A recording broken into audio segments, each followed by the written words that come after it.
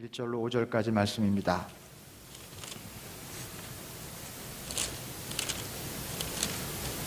마가복음 15장 1절부터 5절까지의 말씀을 제가 봉독해 드립니다. 새벽에 곧 대제사장들이 장로들과 율법학자들과 더불어 회의를 열었는데 그것은 전체 의회였다. 그들은 예수를 결박하고 끌고 가서 빌라도에게 넘겨주었다. 그래서 빌라도가 예수께 물었다. 당신이 유대인의 왕이요? 그러자 예수께서 빌라도에게 대답하셨다. 당신이 그렇게 말하였소. 대제사장들은 여러 가지로 예수를 고발하였다. 빌라도는 다시 예수께 물었다. 당신은 아무 답변도 하지 않소? 사람들이 얼마나 여러 가지로 당신을 고발하는지 보시오. 그러나 예수께서는 더 이상 아무 대답도 하지 않으셨다. 그래서 빌라도는 이상하게 여겼다. 아멘. 하나님의 말씀입니다.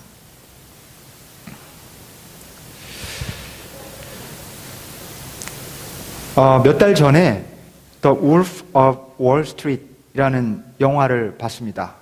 여러분 가운데 혹시 보신 분들 계십니까? 보신 분들이 없으시군요. 문화생활들을 저만큼은 안 하시나 보네요. 골든 글로브상을 받았고요. 그 아카데미 어워드에서 5개 부문에 노미네이트 되고 여러 영화제, 여러 여타의 영화제로부터 찬사를 받은 영화였습니다. 그래서 기대감을 가지고 봤어요. 영화도 굉장히 길어요. 3시간이 넘나 그런 것 같아요. 보시지 않은 분들을 위해서 제가 참고로 말씀드리는데 자녀들이랑 함께 보면 큰일 나는 영화입니다. 점잖은 사람과 같이 보셔도 좀 민망할 수 있습니다. 마음의 각오를 단단히 하고 보셔야 됩니다.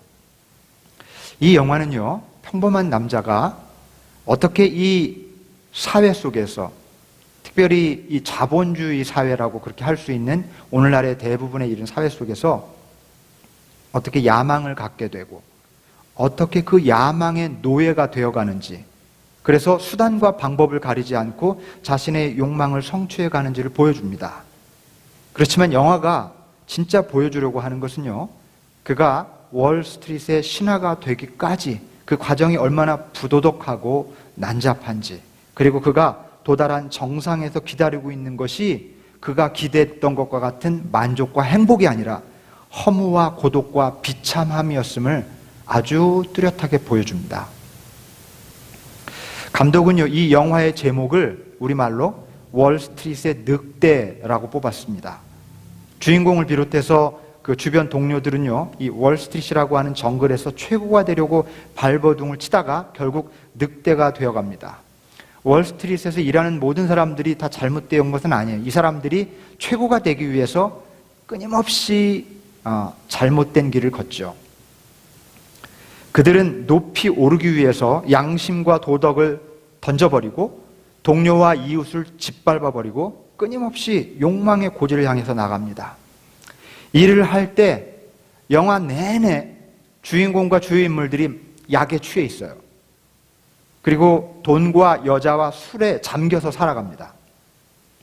그런데요, 그나마 그런 장면이 인간적으로 보이는 까닭은 이 사람들이 맨정신으로 그런 일을 하기에는 양심이 의식 위로 올라올까봐 일부러 양심을 잠재우려고 몽롱한 정신을 가지고 살아가는 것처럼 보이기 때문에 그렇습니다. 그래서 약에 취해 있는, 술에 쪄들어 있는 그 사람들의 그 모습이 오히려 인간적으로 보여요. 영화의 줄거리가 굉장히 비현실적으로 보이지만 놀랍게도 이 영화는 실화를 바탕으로 만들어진 영화입니다. 그리고 이 시대의 어둡고 부조리한 이미지와 야망의 노예로 살아가고 있는 오늘날 이 현대인들의 이미지를 너무나 리얼하게 그려내고 있는 그런 영화입니다. 우리가 살아가는 세상은 정말 마치 먹고 먹히는 정글과 같습니다. 정신 차리지 않으면 언제 어디서 누구에게 먹힐지 모르는 그런 사회가 되었습니다. 그냥 이렇게 좋은 눈으로 보면 그렇지 않은 것 같지만 그 속을 들여다보면 정글 같아요. 생존 경쟁에 정말 목숨을 걸고 있는 것과 같은 그런 현상이 분명히 우리 사회 안에 있습니다. 성공하려고 하면 이 무한 경쟁에서 살아남아야 되고, 그러려면 사다리를 타고 뒤돌아보지 말고 끊임없이 높이 올라가야 됩니다. 절대 옆을 봐서는 안 돼요. 한눈 팔아서는 안 됩니다. 불쌍한 마음이나 양심을 가지고 있다가는 덜컥 떨어져 버리고 말아요. 성공할 수 없습니다. 냉정하게 경쟁자를 밀쳐내고 뿌리쳐야 합니다. 올라가려다가 내 발목을 누가 잡고 있으면 발로 차버려야 돼요. 이렇게 열심히 살다 보면 우리는 어쩌면 이 시대의 영웅이나 전설이 되어 있을지도 모릅니다. 그런데 어느 날 문득 거울 앞에서 내 모습을 보고 늑대가 되어 있는 자신의 모습에 깜짝 놀라게 될지도 모릅니다. 여러분, The Wolf of Wall Street, 이것은 단지 영화가 아니라 우리 현실입니다. 이 현실이 요구하는 대로 살면 우리는 늑대가 될 수밖에 없습니다. 우리는 기독교인입니다. 기독교인으로서 이와 같은 시대를 어떻게 살아가야 될까요?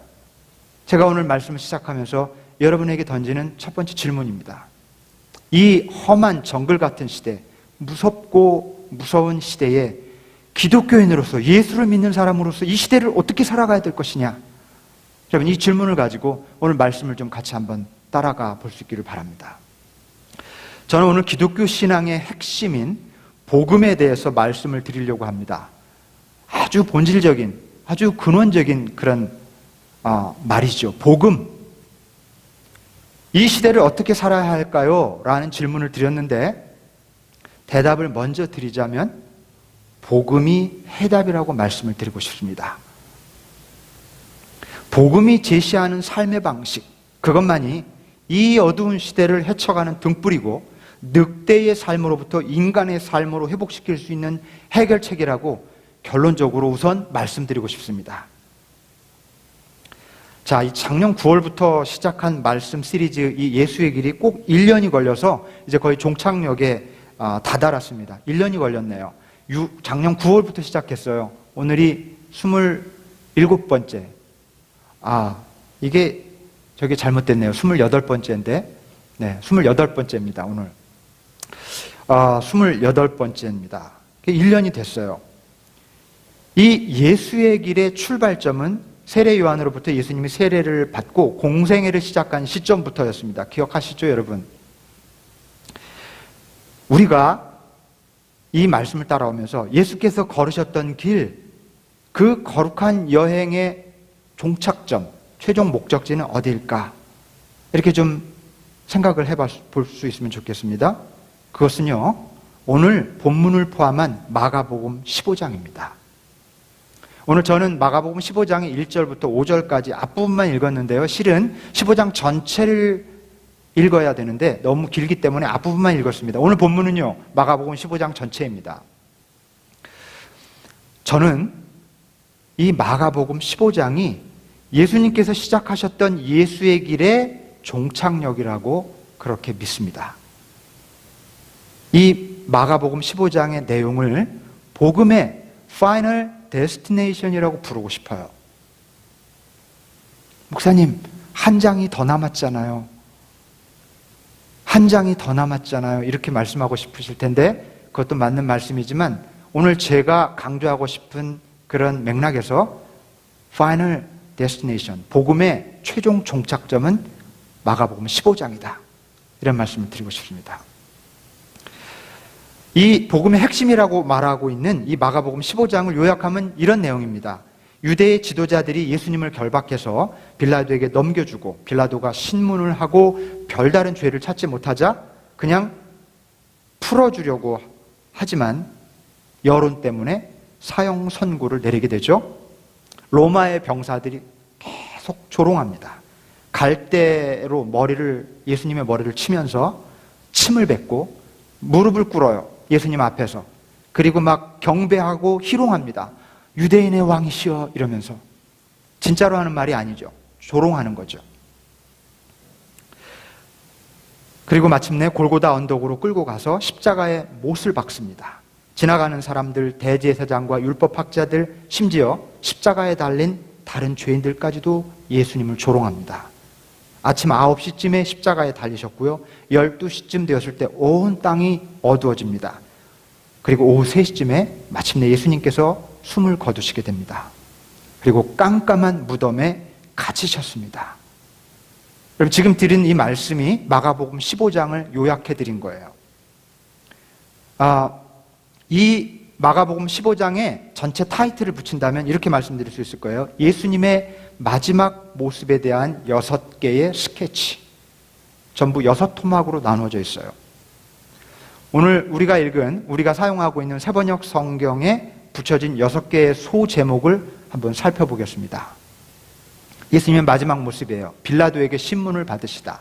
사형 선고를 받으시다. 병사들이 예수를 조롱하다. 예수께서 십자가에 못 박히시다. 예수께서 숨을 거두시다. 예수께서 무덤에 묻히시다. 여러분, 요 화면을 좀 계속 비춰주시기 바랍니다. 이 내용 어떻습니까? 좋은 내용인가요? 이게 은혜스러운 내용인가요? 이게 진짜 복음인가요? 저는 마가복음 15장이 복음의 최종 종착역이라고 말씀드렸는데 진짜 이게 복음의 종착역이란 말입니까? 저는 지금 그렇게 말씀을 드리고 있는 거거든요. 우리는 복음서를 하나님의 아들에 대한 기록으로 읽습니다. 그런데 이 내용이 과연 하나님의 아들에 대한 기록이 맞습니까? 신문을 받고 사형 선고를 받고 조롱받고 십자가에 못 박히시고 숨을 거두시고 무덤에 묻히시다니 이게 말이 됩니까? 정말 이분이 소경의 눈을 뜨게 하시고 절름발이를 걷게 하고 죽은 자를 살리고 물 위를 걸으며 오병이어의 기적을 일으킨 그분이 맞다면 이럴 수는 없는 것입니다. 그가 정말 하나님의 아들이고 유대인의 왕이라면 이럴 수는 없습니다. 얼마나 무력하고 초라했으면 당시 유대인들과 로마 군인들이 유대인의 왕 만세 이렇게 하면서 거듭 희롱하고 조롱을 했을까요? 지금부터 이 예수님의 이 무력하고 초라한 실패가 왜 복음이며 복음의 최종 목적지인지 좀 함께 생각해 보도록 하겠습니다. 제가 한번 예전에도 그 말씀을 묵상하는 방법을 소개하면서 드렸던 비유 가운데 하나인데 다시 한번 말씀드립니다. 여러분, 춘향전 아시죠? 춘향전. 이 춘향전을 볼 때 암행어사가 나타나는 해피엔딩을 우리는 강렬하게 기억하고 있잖아요. 이 해피엔딩의 결말을 의식하고 봅니다. 그래서 춘향이가 고통 속에서 그 변사또의 모진 고문을 이겨내는 장면에 우린 별로 괴로워하지 않아요. 왜? 암행어사가 곧 나타날 거니까. 감옥에서 큰 칼을 차고 있는 춘향이의 모습 속에서 우리 공감이 안 일어나요. 왜? 암행어사가 나타날 걸 아니까. 그래서 감옥에서 춘향이가 겪는 그 고난과 고통의 빛나는 의미를 우리는 대부분 놓쳐버립니다. 춘향이의 고귀한 정절이 최고조에 이르는 장면이 암행어사 출두에 묻혀버리는 거예요. 그렇지만 사실은 우리 춘향전에서 춘향이가 겪는 그 정절, 그거 놓쳐서는 안 되거든요. 부활하실 예수님을 미리 의식하고서 고난받으시는 예수님에 대한 말씀을 읽으면 우리는 마가복음 15장을 대충 건너뛰게 되는 것입니다. 고난과 고통의 골짜기, 저 끝까지 내려가신 예수님을 놓쳐버리고 말아요. 부활이라고 하는 결론으로 서둘러 달려가다가 고난과 죽음의 의미를 놓쳐버리면, 십자가의 의미를 놓쳐버리면 복음의 핵심을 놓쳐버리게 됩니다. 저의 지론은 부활을 소개하는 마가복음 16장보다 고난을 소개하는 15장이 훨씬 더 중요하다는 것입니다. 여러분, 부활보다 고난이 복음의 핵심입니다. 여러분께 또 질문을 드리겠습니다. 한번 생각해 봅시다. 하나님의 아들이 부활하셨다는 소식과 하나님의 아들이 죽으셨다는 소식 중에 어떤 게 더 놀라우세요? 여러분, 하나님의 아들이 부활하셨대. 그러면 우리의 반응은 역시 그래. 맞아. 마침내 부활하셨군. 여러분, 하나님의 아들이 죽으셨대. 뭐? 하나님의 아들이 어떻게 죽어? 어떤 게 더 놀라우십니까, 여러분? 하나님의 아들이 죽으셨다는 게 훨씬 더 믿기 어려운 일이에요. 정말 놀라운 일은 그 전능하신 분이 그토록 무력하고 초라하게 죽으셨다는 것입니다. 예수님은요, 새겨서 들으시기 바랍니다. 이 땅에 부활하러 오신 게 아니라 죽으러 오셨습니다.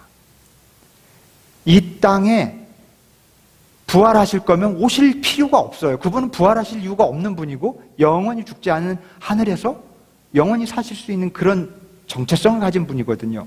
이 땅에 오신 까닭은 죽으러 오신 거예요. 그분의 소명은 죽는 것이었습니다. 부활은요, 그분이 죽는 소명, 죽음의 소명을 감당하셨기 때문에 따라온 부록이었고 결과였고 은총이었고 선물이었습니다. 그래서 복음서의 하이라이트는 예수님의 십자가와 죽음이지 부활이 아니에요. 부활은 복음서의 부록입니다. 이 말씀의 맥락과 의미를 깊이 이해하실 수 있기를 바랍니다. 따라서 복음의 핵심은 하나님의 아들이 고난을 당하고 죽으셨다는 데 있다. 그렇게 말씀을 드리는 것입니다. 여러분, 이 시대는요, 상향의 시대예요. 상향, 위로 올라가는 시대, 위를 향하는 시대. 더 높이, 더 많이, 더 크게 성취하려고 사다리를 타고 오르고 또 오르려고 하는 시대라는 뜻입니다. 그래서 창세기에 나오는 바벨탑 시대 같아요. 다시 바벨탑의 시대로 돌아간 것 같습니다. 인간의 교만과 욕심이 하늘을 찌를 듯합니다. 여러분, 이런 패러다임 속에서는요, 싸움과 갈등이 절대로 그칠 수가 없어요. 그러니까 전쟁과 테러가 이 지구상에서 그치지를 않는 것입니다. 참과 거짓의 경계가 모호하고 부도덕이 그냥 익숙해져요. 그리고 앞으로 이런 단어들이 금방 사라질지도 모릅니다. 평화, 화해, 용서, 섬김, 공동체, 이런 단어들 곧 사라질지도 몰라요. 그러면 인간은요, 우리는 점점 더 우리의 영혼을 정말 온전하게 지키기가 점점 더 어려워질지도 모릅니다. 그럼 어떻게 해야 됩니까? 대체 어떻게 해야 될까요? 복음으로 돌아가야 됩니다. 다시 복음이 가르쳐주는 삶을 살아야 됩니다. 예수님이 보여주시는 이 땅 위에서의 마지막 모습, 이 6가지 스케치를 다시 한번 생각해 보십시오.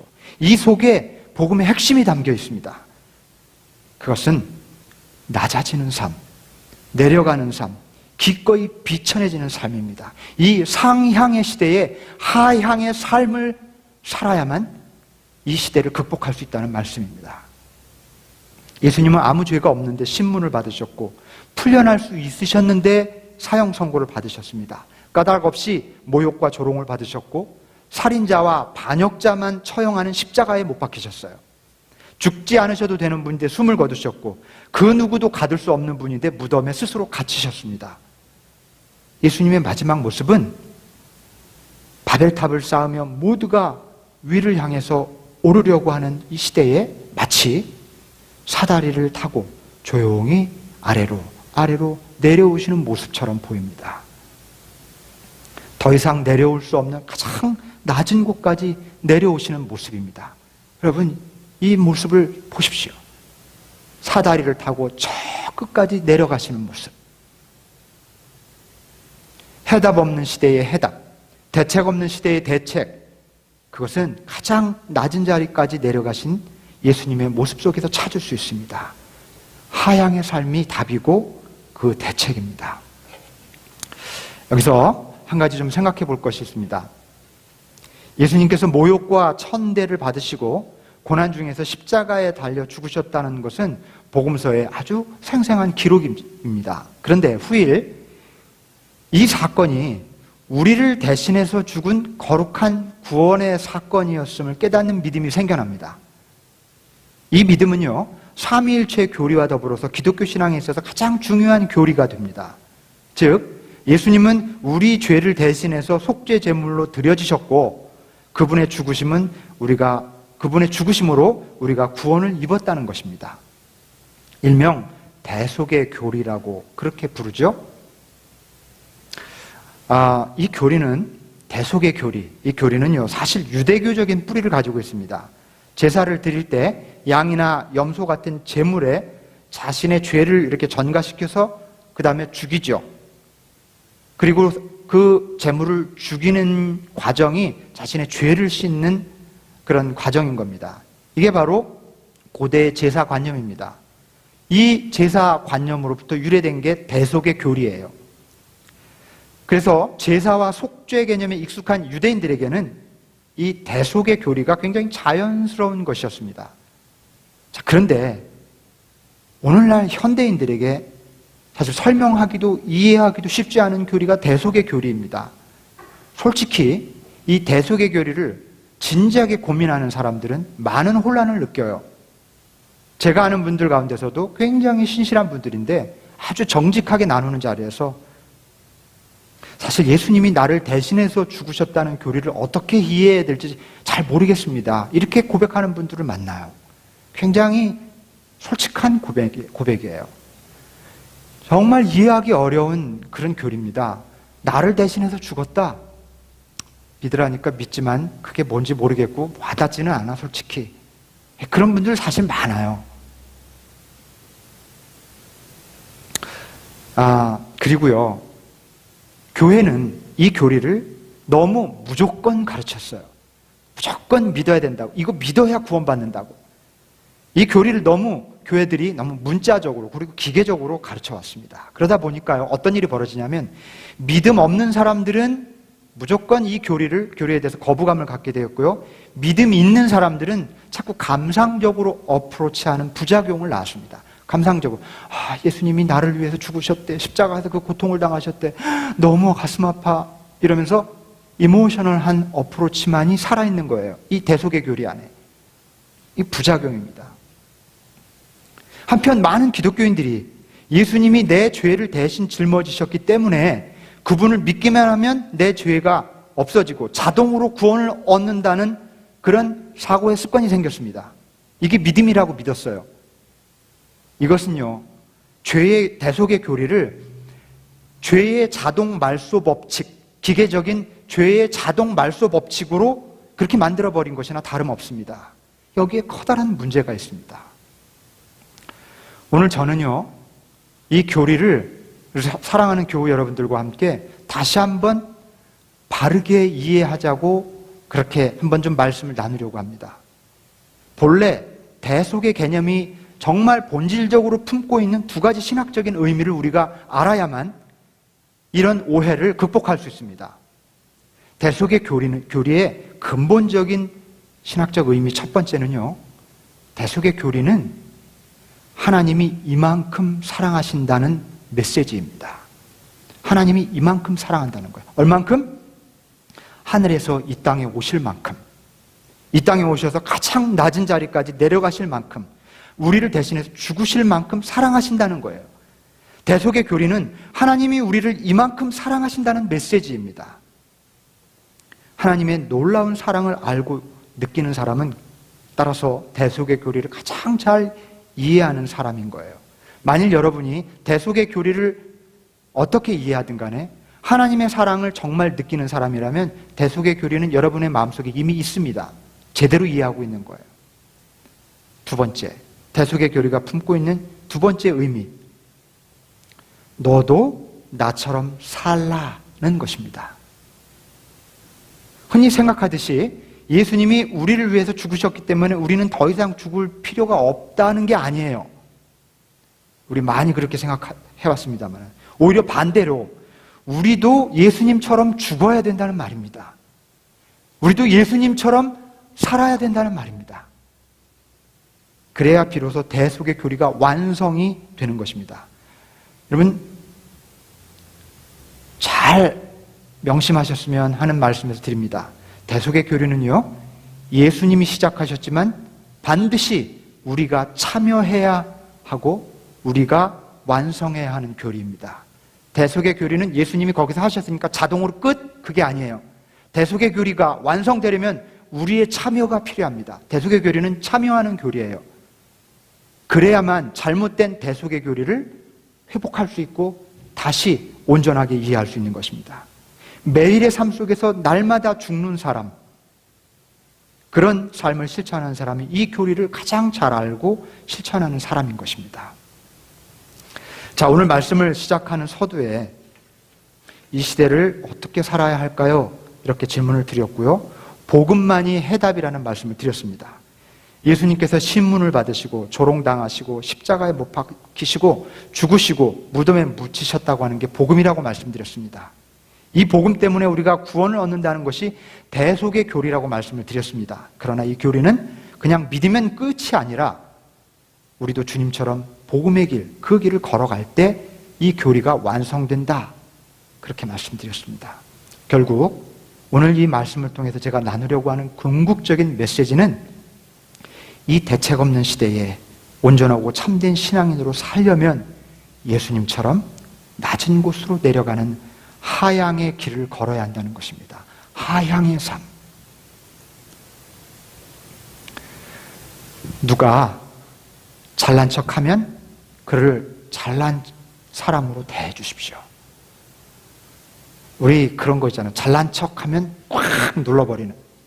꼴도 보기 싫어서 꽉 눌러버리지 말고요. 잘난 척하면 그냥 잘난 분으로 대해 주십시오. 이게 하향의 삶이에요. 거창한 게 아닙니다. 구체적인 삶 속에서 누군가 나를 업신여기면, 누군가 나를 무시하면 스스로 부족한 사람을 인정하는 기회로 삼는 겁니다. 이거 그냥 도덕적인 교훈이 아니에요. 하향의 삶이에요. 복음을 실천하는 삶입니다. 예수님께서 보여주신 이 마지막 모습, 저는 예수님이 말씀으로 유언을 하신 게 아니라 마가복음 15장 전체가 행동으로 보여주신 예수님의 유언이라고 생각해요. 우리 이 말씀을 잊지 말아야 해요. 이 삶을 따라가야 해요. 누가 나를 무시하면 나를 낮추는 기회로 삼아야 합니다. 여러분, 우리가 왜 상처 입는지 아십니까? 99.9%는요 무시당했다는 느낌 때문에 그래요. 내 자존심이 상했어요. 대부분 상처는 거의 거기서 옵니다. 부부지간에도 늘 다툼은 기분 나쁜 거예요. 내 자존심을 건드렸어요. 무시당한 것 같아요. 저 사람이 나를 이렇게 무시해? 살아가면 살아갈수록 더 그런 거에 예민해지죠. 친구 관계? 교인들 사이에서도 저 사람이 오늘 좀 뻣뻣하네, 나한테 아는 척도 안 하고. 무시당하는 거예요. 내 자존감이 존중받지 못할 때 상처 입어요. 거기서부터 원수로 갈라지는 데까지 나아가는 겁니다.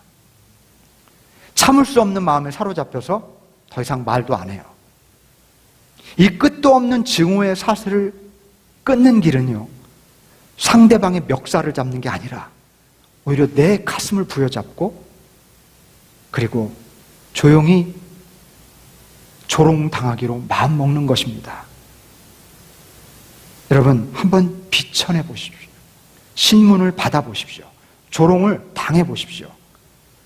이 세상은, 그리고 우리가 살아온 삶의 경험은 우리에게 참지 마, 그걸 보고 참아, 이러지만 우리 주님은 조롱당하라고 말씀하십니다. 보십시오.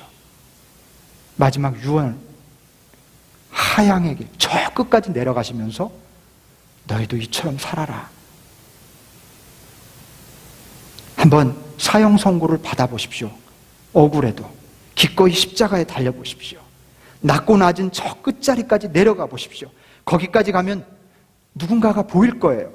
낮고 낮은 자리까지 한번 내려가 보십시오. 거기에 누가 계시는 줄 아십니까? 예수님이 계셔요. 예수님은 저 높은 곳에 계시지 않아요. 왜 우리가 그토록 예수님을 못 만납니까? 자꾸 높은 곳으로 올라가려고 해서 그래요. 비천함을 스스로 기꺼이 짊어진 사람이 그곳에 계신 예수님을 만납니다. 예수님은 내려오셨기 때문에 낮은 곳에 계시거든요. 주님을 만나려면 낮고 낮은 자리로 내려가야 됩니다. 지금 전쟁이 세계 곳곳에서 일어나잖아요. 전쟁의 출발점은 국제관계의 복잡한 정치학적인 그런 분석을 통해서 아는 그런 게 아니라 실은 오늘 내가 맺고 있는 원한에서부터 시작되는 거예요. 전쟁의 첫 출발점은 어디선가 한 인간과 한 인간이 맺은 그 원한 때문에 생겨나는 것입니다. 그것이 확대 재생산되면서 민족과 민족이 싸우고 나라와 나라가 싸우는 거거든요. 그렇다면 반대로 이 전쟁과 테러와 폭력을 종식시키려면 어떻게 되는지 아십니까? 우리가 위대한 능력 있는 지도자가 되지 않아도 돼요. 오늘 살아가는 삶의 현장에서 내가 맺고 있는 원한을 내가 먼저 풀기 시작하면 전쟁의 종식이 시작됩니다. 이 세계의 문제가 여러분 그렇게 거창한 것으로 해결되는 게 아니에요. 내 구체적인 삶 속에서 내가 낮아짐으로 문제가 해결될 수 있다는 것입니다. 이게 복음이에요. 이게 복음의 길이고 하향의 길이고 주님 걸어가신 길이라는 것입니다. 인생을 살아가면서 선택의 기로에 놓이시죠? 이걸 선택할까 저걸 선택할까. 여러분 제가 주님이 가르쳐 주신 방법을 알려드립니다. 정말 선택하기 어려우시거든 좁은 길을 선택하십시오. 주님이 가르쳐 주신 길입니다. 왠 줄 아십니까? 누릴 게 더 많은 선택을 하시잖아요. 그러면 누릴 게 많다는 기대감을 가지고 시작하기 때문에 그때부터는 실망밖에 남은 게 없어요. 채워지면 당연한 거고요. 그 기대들이 채워지면 당연한 거지만 안 채워지면 계속 불만족과 실망으로 쌓여갑니다. 그러나 좁은 길을 선택하면 기대할 것이 아무것도 없는 낮고 작은 선택을 하면 아무런 기대가 없었기 때문에 조그만 것에도 감사하게 되고 만족하게 되는 신비한 역설의 은총이 우리에게 주어지는 거예요. 왜 좁은 길이 구원의 길인지 아시겠죠? 작은 것이든 큰 것이든 선택의 기로에 있을 때 기꺼이 낮은 길을 택하십시오. 이게 편하고 익숙하고 좋은 것 같으시면 조금 덜 편하고 덜 익숙하고 불편하고 내가 손해를 좀 보는 쪽을 택하십시오. 그게 기독교인의 길이에요. 너무 얕게 살지 않았으면 좋겠습니다. 너무 얌체가 되지 않았으면 좋겠어요. 공동체 안에서 좀 더 섬기는 자리, 더 불편한 자리, 더 손해보는 그런 선택을 하면서 한번 섬겨봅시다. 예기치 않은 기쁨이 찾아들 것입니다. 이게 좁은 길을 가는 신비의 은혜입니다. 여러분, 낮게 그리고 작게 느리게 가야 합니다. 이제 오늘 말씀을 맺겠습니다. 이 시대를 사는 우리 앞에 두 가지 길이 놓여 있습니다. 하나는 월스트리트의 늑대가 되는 길, 화려하고 찬란하고 이 세상이 갈채를 보내는 길. 또 다른 하나는 아무도 알아주지 못하고 않고 세상이 그렇게 살아서는 안 된다고 가르치는 골고다를 가는 골고다의 예수의 길을 따르는 길입니다. 이 두 선택의 기로 앞에 우리가 서 있습니다. 나와 내 집은 골고다의 예수를 선택하겠습니다. 여러분은 어느 길을 택하시겠습니까? 세상이 나를 신문하면 신문 받읍시다. 침 뱉고 조롱하면 조롱 받읍시다. 십자가에 못 박고 죽이면 죽읍시다. 무덤에 묻으면 묻힙시다. 예수님을 따라 그 길을 가는 사람들이 오늘날 교회와 세상을 다시 회복시킬 것입니다. 예수님께서 가신 그 길이 세상을 구원하는 유일한 길이 될 것입니다. 모두가 높이 오르려는 세상에서 부디 예수님처럼 하향의 길, 기꺼이 낮아지는 길로 나아가실 수 있는 우리 모두가 되시기를 주의 이름으로 축원합니다.